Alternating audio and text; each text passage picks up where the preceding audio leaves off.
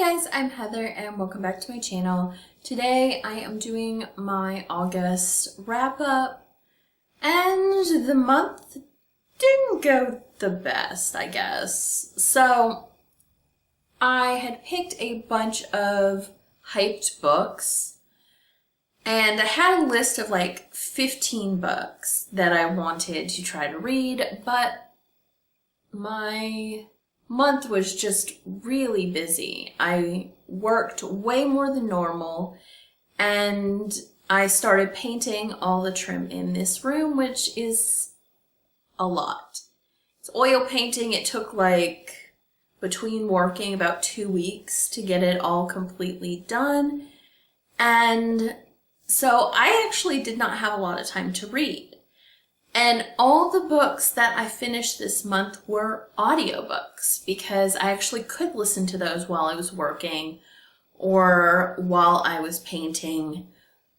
So I only listened to audiobooks in August, but I did finish 5 of them.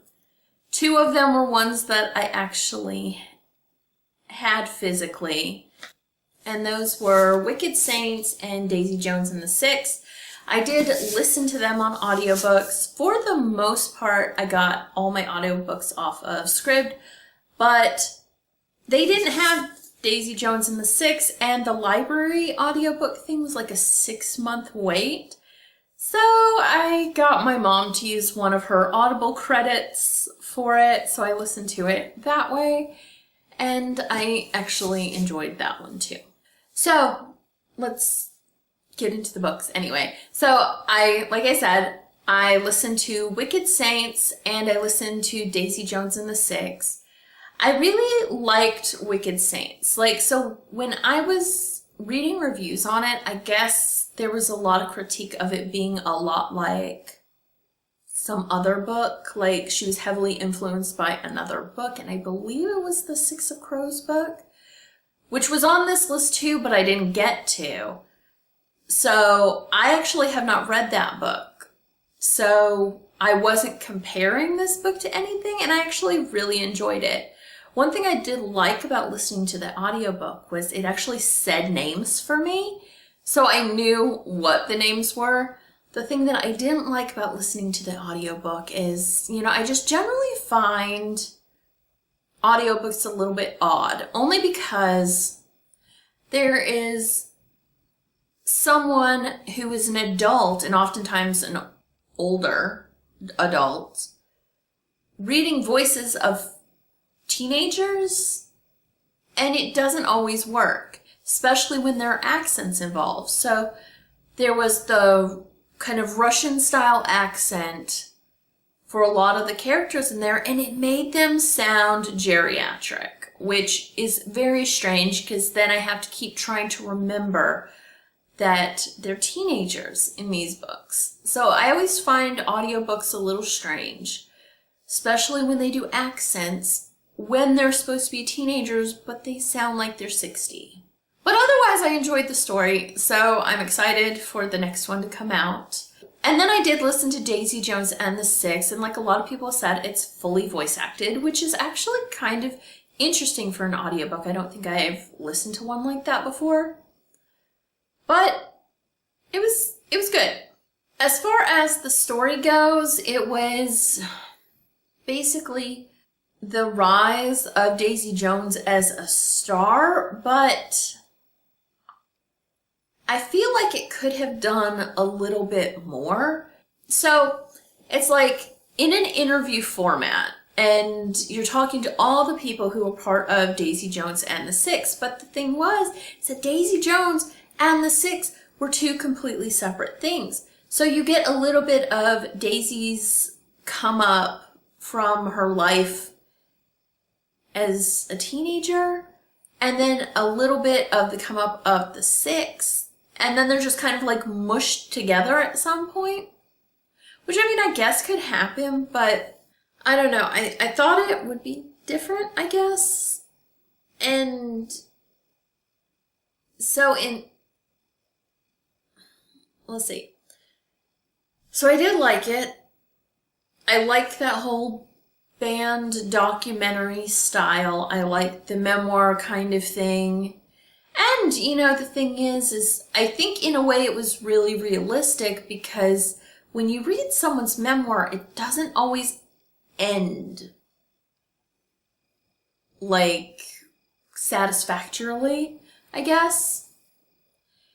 So I kind of felt that way about this. It didn't quite end in a satisfactory way for me, but I guess if you think about it like you would somebody's like memoir, I guess it did follow that kind of thing, where just like some things just end without being resolved. I do kind of wish that there had been a little bit more after the fact of, like, the main, like, climax of the book. I wish there had been just a little bit more than there ended up being. It was almost like they wanted to have a twist there, and I would have preferred more about their lives after the climax of the book. But overall, I enjoyed it. So the next book that I listened to was The Hating Game by Sally Thorne. And I really wanted to like this. And at first I did, although I didn't quite get the hate part. So The Hating Game, obviously by the title, is like a hate to love kind of story. And these two publishing houses kind of merge with a lot of like general animosity because they function differently. And the executive assistant for one of them is kind of like forced into the office with the executive assistant of the other one. And honestly, I can't remember the female character's name. Like, I just don't remember, because I really did not like her at all. But when they meet, I guess he has a bad attitude. And so from then on, she despises him. Like, it's like obsessive how much she despises him. And, and then of course they get like pushed together in some way and they end up falling in love. Whatever. Of course we know that's going to happen. But the problem is with this book is that I hate the main character. And in fact, she actually reminds me of someone that I know whose entire social media presence is just so wholly obnoxious that it kind of like impacts how I feel about her, because I knew her before social media and I liked her well enough. But now, like, everything she puts on social media is just like, I find it so obnoxious that I just can't stand her. And every time I was listening to this, I kept picturing that girl in my head for this main character because she's just so obnoxious. So yeah, it wasn't the worst, but I almost didn't finish it because I just did not like her. I ended up like putting it like 2 times speed just so I could get through it. And then the book that I listened to that I actually started off disliking, but ended up liking more as time went on, was The Unhoneymooners by Christina Lauren. I ended up liking that one actually a decent amount. And I thought, despite like the ending part, because any one of these, again, hate to love, they hate each other, they fall in love, there's something that happens, and then they can live happily ever after. So in the something that happens, I actually kind of found it realistic because, you'd think that people would listen to you and all that, but in reality, they tend to believe what they want to believe. So I actually found that kind of realistic. So as time went on in that book, I actually liked it more. It was definitely a better hate to love story than The Hating Game. And then the last hate to love book that I listened to in the last month was Red, White, and Royal Blue by Casey McQuiston. However, I wish there was more hate part. That part ended super quick.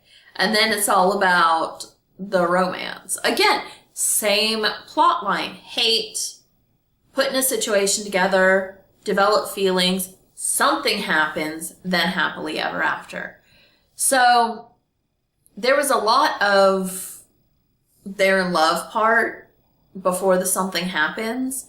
And I wish there had been more hate part, like where they hated each other a little bit longer, then fell in love. And honestly, I wasn't interested in the politics part of it. So I'm sure everyone knows what this book is about, but it's the president's son and the Prince of England hate each other. They fall in love. They're both male, and it's in the re-election year for the president. So it factors into like the whole presidential election thing. But I mean, it was fine. So I would say I probably liked the Unhoneymooners better, but I definitely liked this one way better than I liked The Hating Game. And then the last book that I listened to this past month had nothing to do with romance or hate to love. Really. I mean, I guess sort of, maybe. So I listened to Sorcery of Thorns, and it's, I forgot the author. It's Margaret Rogerson. I just forgot the author. So I did listen to Sorcery of Thorns, and it sort of has a hate to love sort of thing, but it's very like side story kind of thing, I would think. This book actually was different than what I thought it would be. And maybe that's my fault. I kind of listened to other people describe it rather than reading the synopsis myself.